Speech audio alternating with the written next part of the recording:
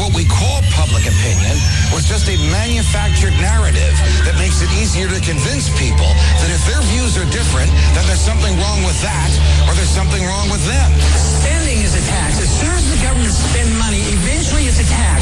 Sometimes we put a direct tax on the people, sometimes we borrow the money, and sometimes we print the money. Freedom and the dignity of the individual have been more available and assured here than in any other place on earth.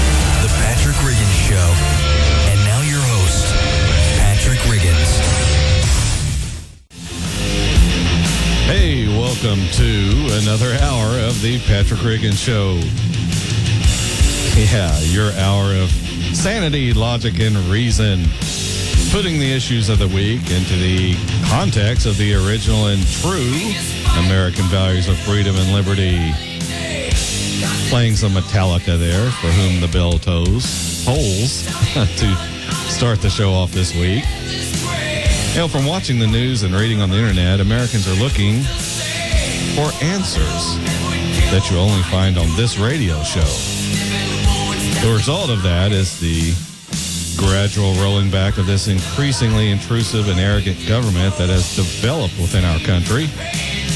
Americans are wanting an answer for all of this, and the bell is tolling for the two major political parties and all their hacks in the media trying to sell us on their snake oil.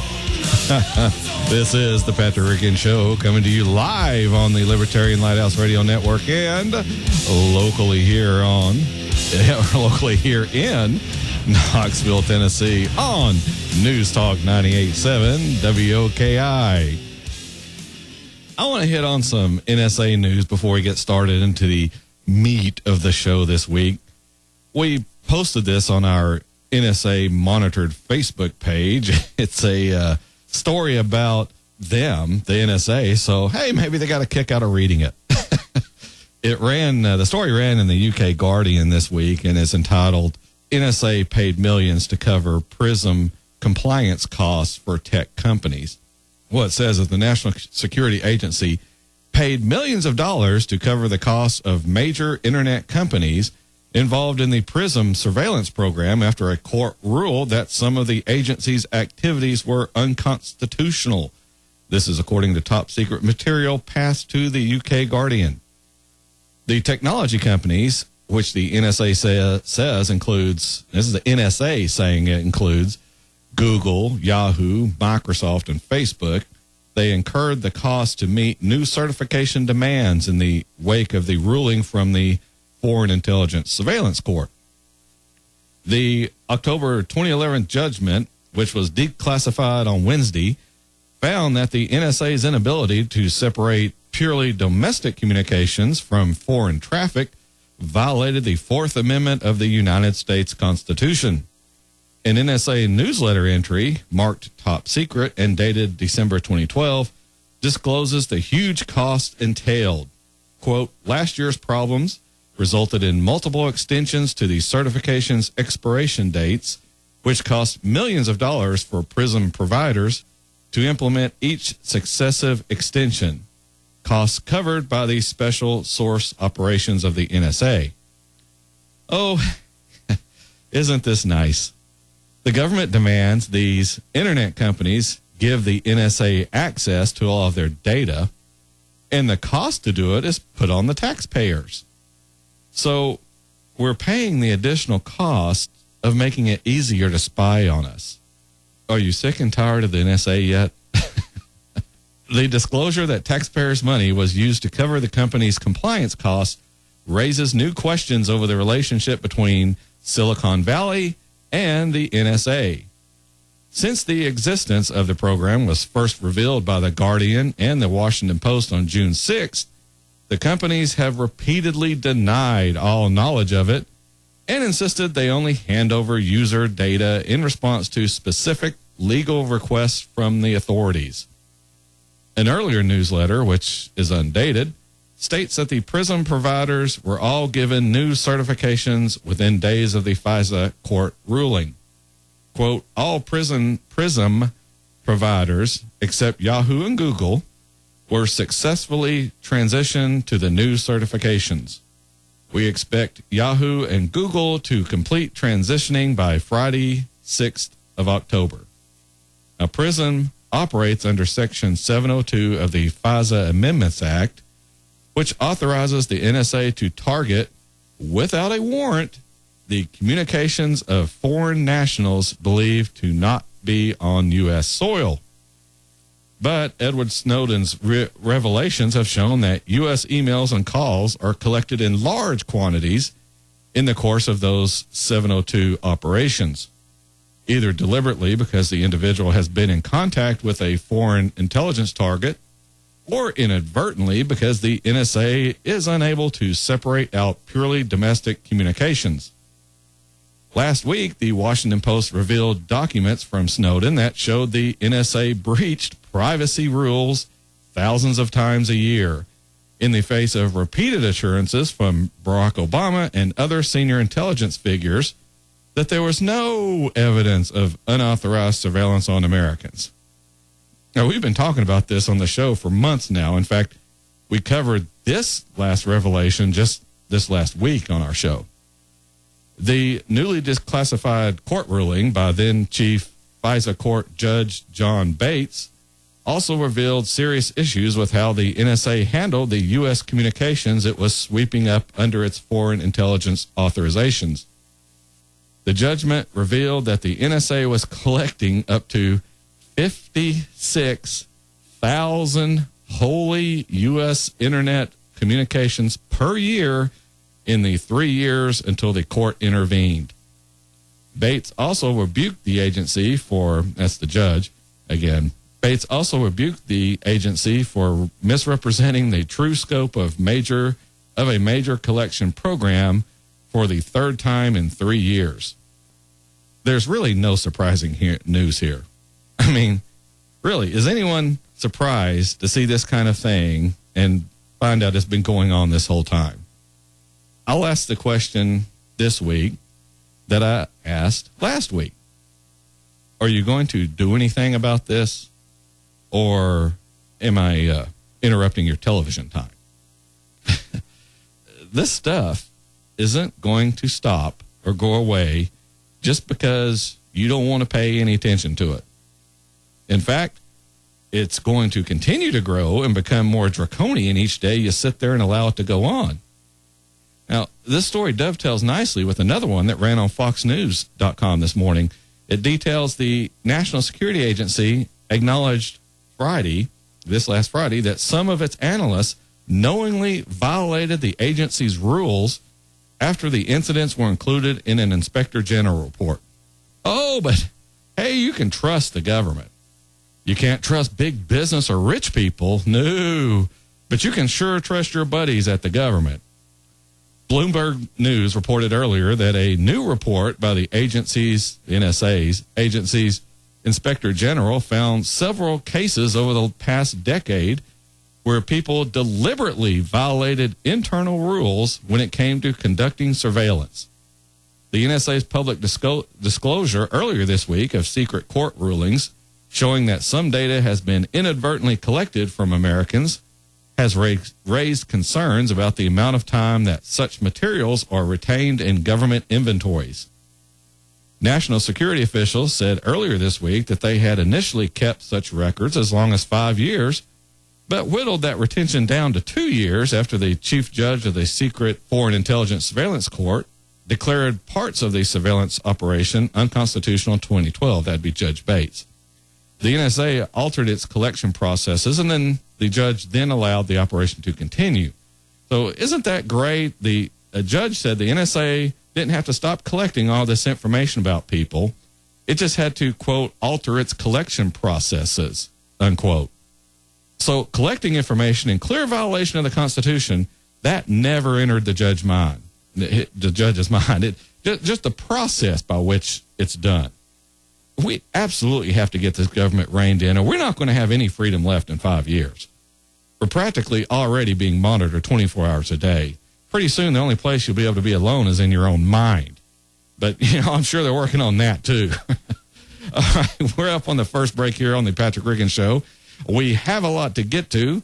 And we'll get started when we get back here on the Libertarian Lighthouse Radio Network and News Talk 98.7 WOKI.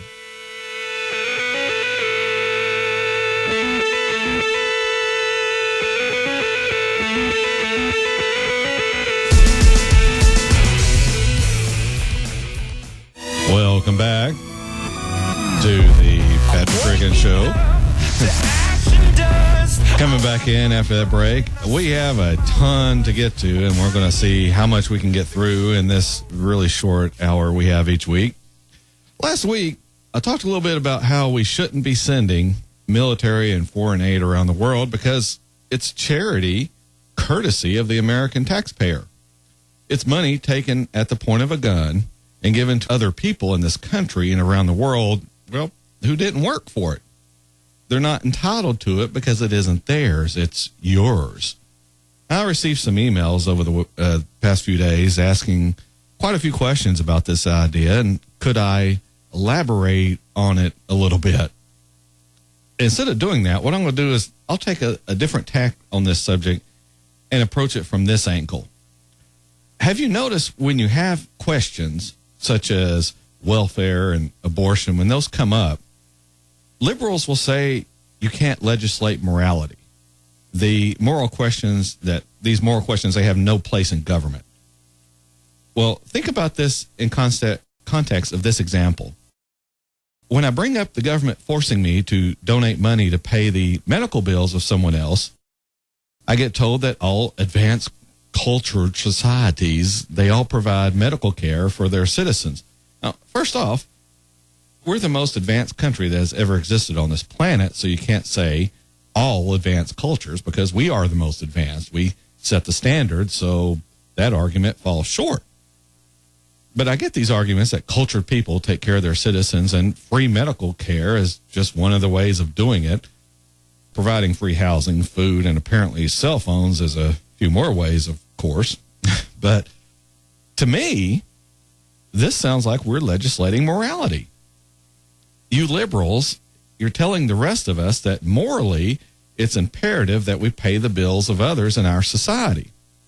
Yet, when morality is interjected by conservatives when it comes to abortion or gay marriage, now all of a sudden we shouldn't have morality tests in our laws. Now, the answer, of course, is that neither of these sides are correct.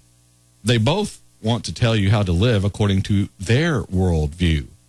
They want to boss you around when it comes to your life, but don't want you imposing your morality on them. The correct answer, as it always is freedom and liberty. The individual can make up their own mind about how to live as long as they aren't infringing on another's natural human rights. Simple and easy. Exactly not the way the government and both sides of the ideological spectrum want it. As I pointed out last week, neither side is the American side because neither side wants to give you the freedom to make your own choice, to decide what's best for you. They have to do that. They know better than you how you should live your life. And if you won't agree to how they want you to do it, then they'll get laws passed forcing you to live the way they think you should. When these people legislate taking money from one citizen and giving it to another, they are legislating morality. Well, and actually they're legislating theft. But it's their attempt to impose their morality on your life, whether you want it or not. See, you have to take care of these people. You have to give your money to pay their bills. You have to pay taxes to provide inefficient government services to citizens. You know, I've actually heard politicians talking about how government services are supposed to lose money. Supposed to do it. Every time I hear this, I always ask, do you routinely throw away your own money? Do you take $10 and throw it in the trash each week? No? Then why is it okay for all of us to do it then? If throwing away money isn't a good idea on a personal level, how is it a good idea on a community level? When does a bad idea become a good one? When we all have to suffer? It sure seems that way. Just look at Obamacare. We get told it's a fantastic idea by all of the people who aren't going to be participating in it. It's starting to feel like we're living in an Islamic country, and we're being told how great it is to be a suicide bomber. Well, are you going to do it? No, no, no. You need to strap on a bomb and go blow yourself up. When you do, you'll be a martyr and Allah will be pleased with you. Oh, okay, then if it's such a great idea and has all these wonderful benefits, why aren't you doing it? Why aren't all the leaders who think it's so great doing it themselves? I've covered this practically every Memorial Day when I talk about leaders sending our soldiers off to die in wars that have nothing to do with our freedom. If we need to be in Egypt so bad, if it's so imperative that we intervene in Syria, then why don't our leaders get out in front of the troops and lead? That's why they're called leaders. They're supposed to lead. What we need to call them are senders. They don't lead anyone. They send. You go on over to Iraq, Afghanistan, Egypt, Syria, wherever. You get on over there and fight for the freedom of your fellow citizens.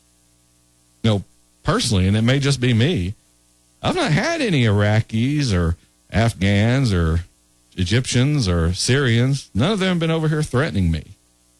If they do, I'll probably take care of it myself, and we'll call the local police to come in and write up a report.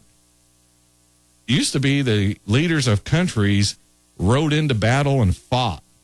If the people were going into battle, the king was right there on the front lines fighting. That's how they won the respect of the people they ruled over. Now we have all these chicken hawks from both the Democrat and Republican sides eager to send our soldiers to their deaths in countries who really have nothing but contempt for us. Besides, we're only supposed to be using our military against countries who have declared war against us. Last I checked, we don't have many countries actively doing that at the moment. So we shouldn't have our military deployed anywhere in the world, and we should be letting other countries settle things for themselves. But getting back to my original point, we have all these people telling us they're doing all these unconstitutional things for us, the citizens of this country. If that's the case, then give us a say in the matter. Not 537 people in Washington. That's not how our country is supposed to run. That'd be 535 plus the president and vice president. We need to amend the Constitution to allow the government to take money from one citizen and give it to another in the form of charity, whether that be in the form of money, medical care, food, housing, whatever. If it's such a great idea, then the people declaring this needs to be done will have no problem selling it to the rest of us. Instead, though, we have this small number of people telling the rest of us how we should be living, imposing their ideas of morality on the rest of us. The conservatives think this is okay to do, but the liberals scream bloody murder when it's tried for a conservative issue. But when it's something they agree with, then the liberals are all for it. It's hypocrisy on both sides of the aisle, so where do you turn? Well, right now, the Libertarian Party is about the only one that has true American ideals of freedom and liberty. Now, I have a couple of, we've got time to get these clips. I heard Rush talking about this just this week, and we normally don't do a lot of clips from other hosts, but I wanted you to hear about this since he's kind of the de facto leader of the conservative movement here in America.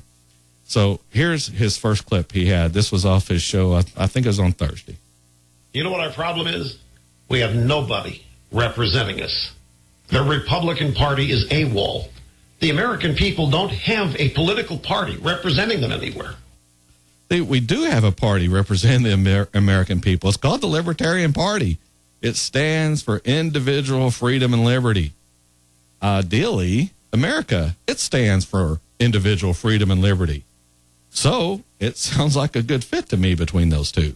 The Republican Party right now is, for some reason, animated by its desire to become more like the Democrats. Yes, and that's because, as I mentioned last week, there is no material difference between the Republican and the Democrat parties. They're both big government parties. Here's another clip. My point is, because there is no opposition party that is opposing what's happening and representing a majority of the American people, people are losing faith in their country. Yes, the people are losing faith in this country. And if you conservative commentators don't wake up, you're going to find that people are losing faith in you as well. People aren't buying this conservative hypocrisy no more than they're buying it from the liberal side. All right, we've got some more of this coming up. We're up on the bottom of the hour break here on the Patrick Riggin Show. When we come back, we'll try to get to a couple more of these clips and hit some stuff that came out about the CIA and Iran this week. And by the very end, we'll be talking about the racist that works at Department of Homeland Security. All that and more in the second half hour of the Patrick Riggin Show here on the Libertarian Lighthouse Radio Network and News Talk 98.7 WOKI.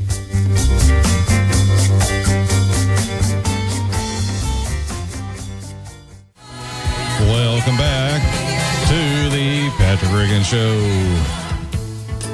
the everlasting show that loves you. How's that for a segue, Jay? A lot of cheese in that. Yeah, there was, wasn't it? All right. Getting back into it, when we left off the last segment, I was playing a couple of clips out of Rush. We're going to skip way ahead on those. I just have one more I want to do for you here. And what is these voices of the conservative movement? They just refuse to acknowledge that the answer to the problems that we're experiencing, this lack of freedom and liberty, these answers lie outside the Republican Party, outside the conservative government solutions. That it's mainly because they don't differ that much from the liberal Democrat ones. One thing I want to play for you, and this kind of dovetails in with the next story I have. This is a remark that Rush had made on his show about Dr. Ron Paul when he was running for president. Here's what he had said. This Ron Paul is going to destroy this party if this is nuts on parade. The media loves this guy as nuts on parade. They want the whole Republican Party to be identified with the kookiness of Ron Paul. Hey, let Iran get nukes. It's our fault anyway. 1979 happened because they weren't minding our own business. That audience goes nuts. Oh, my gosh. What am I watching here? Oh, look who's on Fox. Oh, there he is outside the ice cream stand. Good old Ron Paul. Yeah, that's what we need. More of that. Let me just tell you, the Republican Party would do well to nominate and elect Ron Paul. These guys just can't imagine not having government tell us what to do. They don't want the liberals telling us what to do, but they're more than eager to do it for themselves. Now, what I wanted to lead into was that last clip I played. Rush mentioned something that hits on a news story, and I want to talk about. And here's the little bit of that last clip that I want to play for you. 1979 happened because they weren't minding our own business. That audience goes nuts. Oh, my gosh. What am I watching here? What he's referring to is Dr. Paul talking about how we ruined Iran's government system over there in 1979. We overthrew their democratically elected government because we didn't agree with whom the people selected. Now, Rush clearly didn't believe that, or he was ignorant of it, or he might even approve of doing something like that, overthrowing a leader of another country just because we don't like them. Something we wouldn't tolerate in our own country, but it's fine when we do it to others. But the story broke this week confirming that, yes, we were involved. 60 years after the overthrow of the Iranian Prime Minister Mohammad Mossadegh, a declassified CIA document acknowledges that the agency was involved in the 1953 coup. And, of course, this is what led up, when we refer to 1979, the taking of the hostages there in America from the American Embassy. The Independent National Security Archive Research Institute, which published the document Monday, says the declassification is believed to mark the CIA's first formal acknowledgement of its involvement. The documents, declassified in 2011 and given to a George Washington University research group under the Freedom of Information Act, come from the CIA's internal history of Iran from the mid-1970s and paint a detailed picture of how the CIA worked to oust Mossadegh. In a key line pointed out by Malcolm Byrne, the editor who worked through the documents, The CIA spells out its involvement in the coup. The military coup that overthrew Mossadegh and his National Front cabinet was carried out under CIA direction as an act of U.S. foreign policy, conceived and approved at the highest levels of government. Now, Iranians elected Mossadegh prime minister in 1951.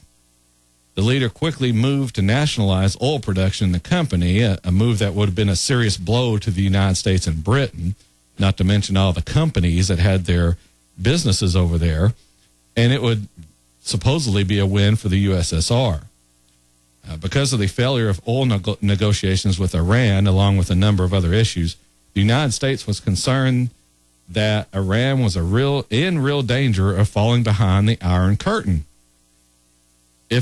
Quote, if that happened, it would mean a victory for the Soviets in the Cold War and a major setback for the West in the Middle East, said, Donald N. Wilbur, a principal planner of the mission. He wrote that within months of the overthrow. This was in those classified documents.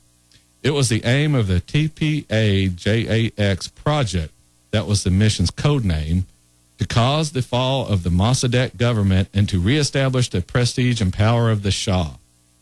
Before the coup, the agency, along with the British Secret Intelligence Service, helped foment anti-Mossadegh fervor using propaganda, according to CIA documents. In Iran, CIA and SIS propaganda assets were to conduct an increasingly intensified effort through the press, handbills, and the Tehran clergy in a campaign designated to weaken the Mossadegh government in any way possible. That's what Donald Wilbur wrote. On August 19th, 1953, the coup swung into full effect as the CIA and British intelligence agency helped pull pro-Shah forces together and organize large protests against Mossadegh. The army very soon joined the pro-Shah movement, and by noon that day, it was clear that Tehran, as well as certain provincial areas, were controlled by the pro-Shah street groups and army units, Wilbur wrote. By the end of 19th of August, members of the Mossadegh government were either in hiding or were incarcerated. In order to provide the country's new prime minister with some stability, the CIA covertly made available $5 million within 2 days of his assumption to power. After the coup, Mossadegh was sentenced to death, but the sentence was never carried out. The former leader died in Tehran in 1967. This is what I've been telling you ever since this show started. We have been running all around the globe, doing things to other countries that we wouldn't tolerate happening in our own. We'll tell you how you can run your country. We'll tell you who you can elect. And if you don't elect the right person, then we'll overthrow them and put in someone we want. Does that sound like a government that respects our Constitution? Of course not. But when we have someone bring it up like Ron Paul, when he mentions, hey, you know, these people in the Middle East don't like us because we've been meddling in their countries for decades. You know, it isn't because they hate our culture or society. They want us to let them rule their own countries.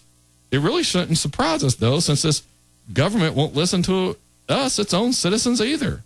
We don't want it spying on us. We don't want it telling us what to do, but it still does and almost dares us to object to it. When we have someone come out and tell the American people about the abuses of our government, hello, Edward Snowden, the government sets out to distract us with stupid, irrelevant issues and stories so we won't pay attention to the real problems at hand. If that doesn't work, then it gets to work dragging this person's name in the mud, trying to rally the public against this so-called traitor, this person who let us know the government was betraying us. Can you see now the danger that our own government poses to us, the citizens who are supposed to be its boss? We are the ones that are supposed to be in charge. The government derives its power from what we give it, not the other way around. This is why we need to watch in this country for when we start labeling people terrorists. We start treating the president as some holy leader who cannot be questioned or parodied. We start treating Washington as a holy shrine to this entity known as government. This is why so many people get mad at radio shows like this one. You know, I dare question their religion of government, their God being the president. It doesn't matter whether it's Republican or Democrat, whichever side's in charge. Everyone out here like me, people questioning government, suggesting that government isn't the answer. Oh, we're all being subversive. We're encouraging the terrorists. All right, we're already up on the final break here on the Patrick Riggins Show. When we come back, we'll get to this guy that was working at the Department of Homeland Security. We have some interesting little performance he had. We had this smuggled to us, and we'll play that in the last segment of the show here on the Patrick Riggins Show. We'll be back.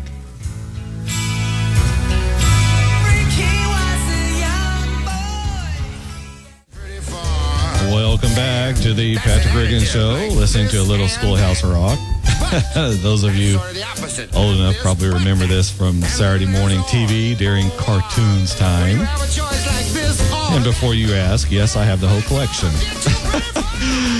All right. In this last segment, I want to talk about a story which most of you have already heard about. It's this Department of Homeland Security employee who was running the racist website in his spare time. Now, I'm going to give his name a shot, but I'm probably going to screw it up. Io Kamathi, a small business specialist at the agency, is described as a, quote, gay-bashing, revenge-seeking black nationalist, unquote, by the Southern Poverty Law Center. Not that I agree with those guys half the time, but this just happens to be one of those 50% that I do. Mr. Kamathi runs the website, quote, War on the Horizon, under the username Irritated Genie. The site advocates properly educating black people to prepare for racial warfare. The site also states warfare is imminent, and in order for black people to survive the 21st century, we are going to have to kill a lot of whites, more than our Christian hearts can possibly count. I don't remember hearing about that when I was growing up in Sunday school. I guess maybe that was being taught in the advanced placement classes. The whole killing of more whites than our Christian hearts can possibly count. The site also describes whites as a sadistic race of devils.